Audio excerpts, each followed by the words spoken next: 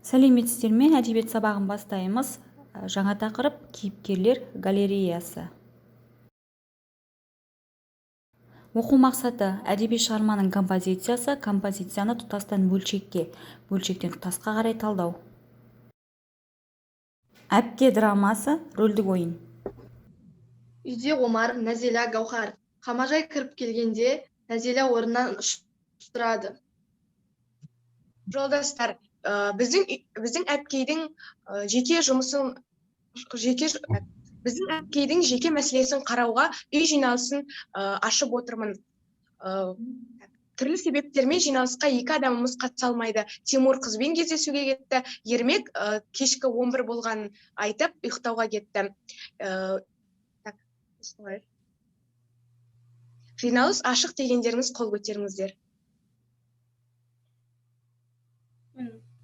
Өзі бастап бәрі қол көтереді.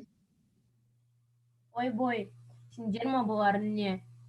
Мен сәл кешігіп қалған едім. Жолдас Оспанова, отырыңыз. Мыналардың дені сау ма? Қайдағы Оспанова? Маған әдетте мамуля немесе әпке дейтін едіңдер ғой. Сіз бұл жайлы өзіңізге сөз берілгенде айтасыз. Сонымен іске кіріселік. Бұл әулеттің белді мүшесі Оспанова Қамажайдың өзге отбасы мүшелерімен ақылдаспай жұмысқа тұрғаны барлығымыздың ашуымызды тигізгені белгілі. Енді бұл жайлы өзіңіздің ойларыңызды айтсаңыздар. Мен Қамажай апайды ертеңгі жұмыс күнімен құттықтаймын. Бірақ бізге айтпағанына ренжідім. Ғылыми тұрғыда қарағанда адам қандай жағынан да жақсы болса да сол жағынан пайда тигізу керек. Сол үшін қол еңбегі мен ой еңбегінің арасында айырмашылық жойылып, еңбекті творчество деп қарауға қалыптасқан келе жатқан жаңа психология тұсында. Сіз халық университетінде лекция оқып тұрған жоқсыз, сондықтан нақты сөйлеңіз. Ғалымға негізделмеген дәлел әлсіз болады, сондықтан сіздерге өйстіп түсініктірек болсын деп айтып жатырмын. Әйтеуір тез болшы. Бұл кісінің жұмысқа орналасуы заңды, бірақ біз үшін күтпеген жағдай. Демек, біздің отбасымыздың шағын көпте кірсіз аз деген сөз. Бұл кісі финансист тапшылығы болмаса, және көп адамды отбасына обеспечить алмаса, оның менің ойымша пайдасы жоқ деп ойлаймын. Болдың ба әйтеуір? Болдым. Онда тезірек отырыңыз. Міне осылаймын. Сендер мені жұмысқа орналасуыма ренжіп отырсыңдар ма? Бұлардың дұрыс емес, мен сондай үйде қолымды сложа руки отыра берем ба? Жоқ, сіздің кондуктор боламын дегеніңіз ұнамайды. Иә. Бұлардың дұрыс емес, жұмыстың жаманы жоқ. Оның үстіне маған жақсы жалақы төлеп тұрады. Бұл бізге артық болмайды ғой. Және де Ермек жан есейді. Ол өзі үйде қаладырады. Немесе өзіммен бірге алып кетермін. Биыл мектепке барады. Ұзартылған күн деген бар екен. Соған берерміз.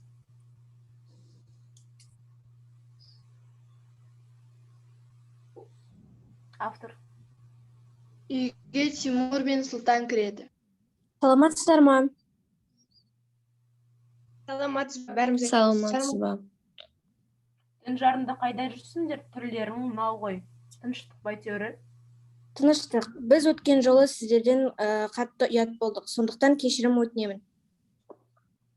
Айып бізде де бар. Үйге келген қонақты қуып шыққандай болдық қой. Қарындасым балалық жасаса кешірерсіңдер. Отырыңдар, неге тұрып тұрсыңдар олай? Сіздің ерте тұрып жұмысқа баруыңыз керек қой, ұйықтамайсыз ба? Жұмыссызға ерте тұруға үйрендім ғой мен.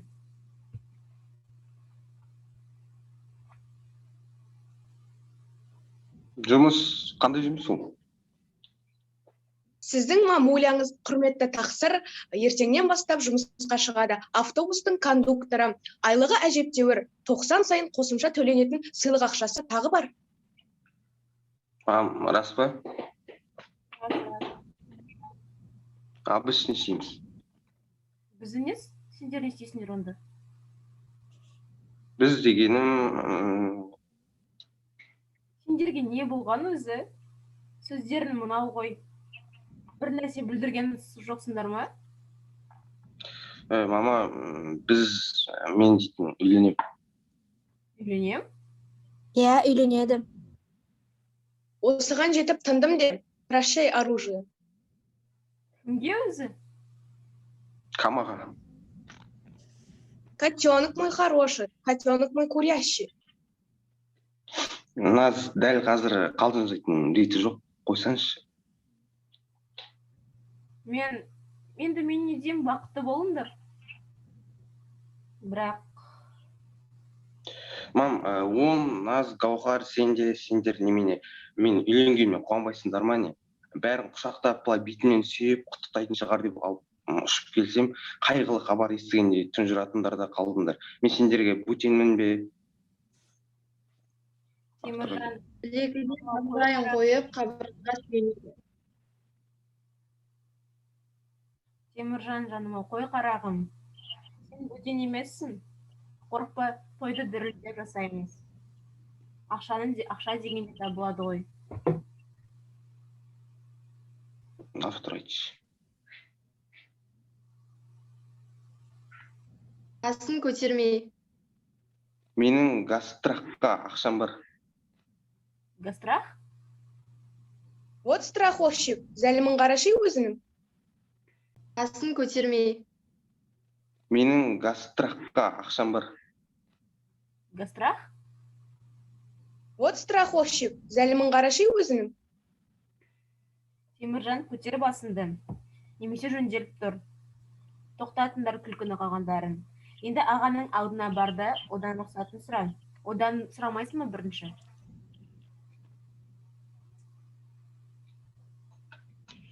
Сұрасай менен рұқсат. Өзім де солай етейін деп едім. Батылым жетпеді. Рұқсат бересің бе? Отбасы кішігірім мемлекет, оны басқару үшін жалғыз махаббат жеткіліксіз. Отбасы басшысының мойнында ұстамдылық, көрегендік, кешірімділік, мейірбандық сияқты көптеген компоненттер жинақталуы тиіс. Оған қосымша отбасы басшысы нәзік дипломат болғаны да жөн. Егер осы қасиеттер... Бұл сен рұқсат бермеймін деген сөзің емес пе? Егер осы қасиеттер адам бойында қалыптасқан болса... Қалыптасқан. Қалыптасқан. Тіпті 3 айдан да асып кетті.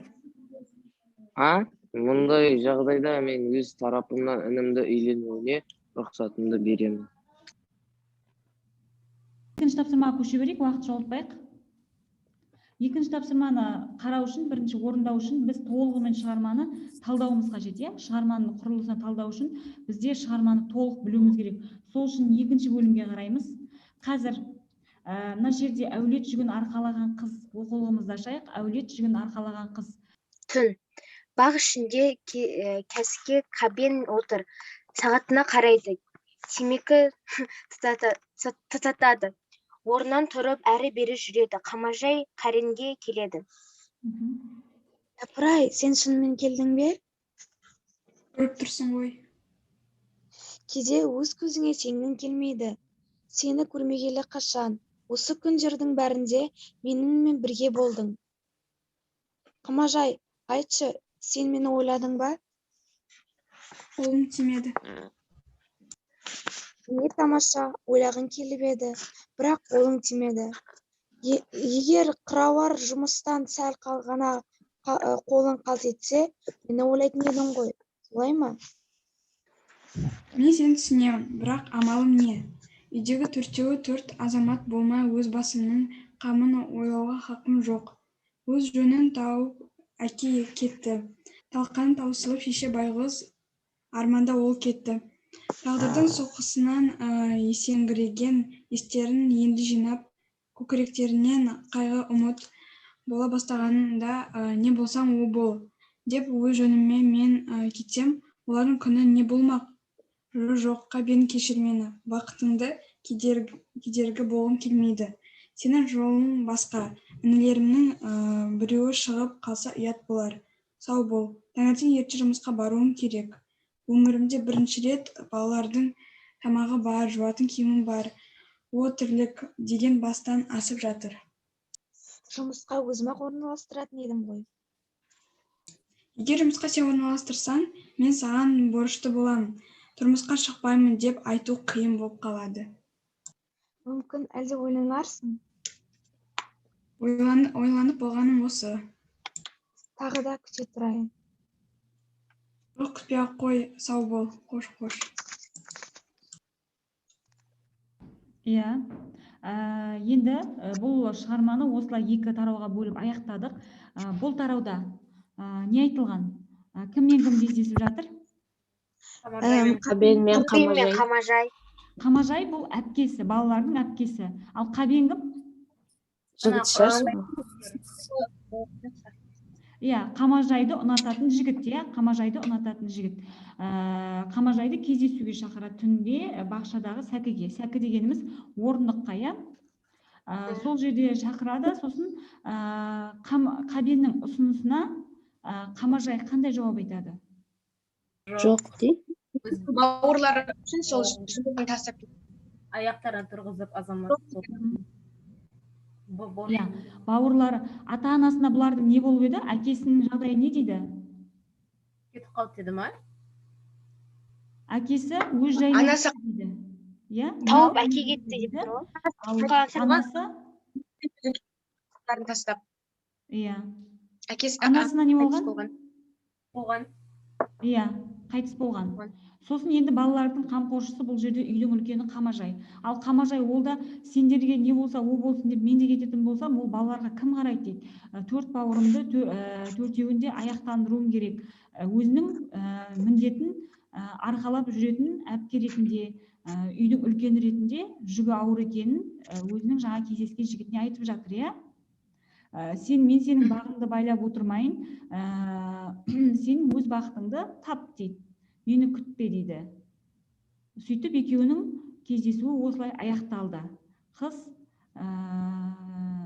Қабенге ұсынысына қарсылық білдірді, иә? Қарсылық білдірумен аяқталды. Енді бірінші, екінші бөлімнің барлығы таныс. Бізге жаңа қайталадық. Шығарманың басталуы деп дәптерге жазайық. Шығарманың басталуы, екінші тапсырма.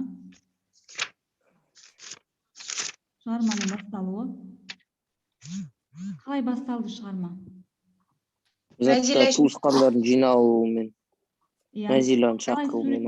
қысқа қайырып жазуға болады, бір сөйлеммен. жиналыс жасауы. Нәзиланың Туысқандарын, қалай айтсақ болады. Үйде жиналыс. Бауырларын шақырып алып, жиналыс жасауы, жиналыс өткізуі, иә? Осы тапсырманы болған балалар қол көтеру батырмасын басыңдар, одан кейін шыға берулеріңе болады. Ал Фариза, болдың ғой, иә? Иә, апай болдым. Жақсы, шыға бер. Сау болыңыз. Сау бол. Жанел? Сау болыңыз, апай. Жақсы, сау бол.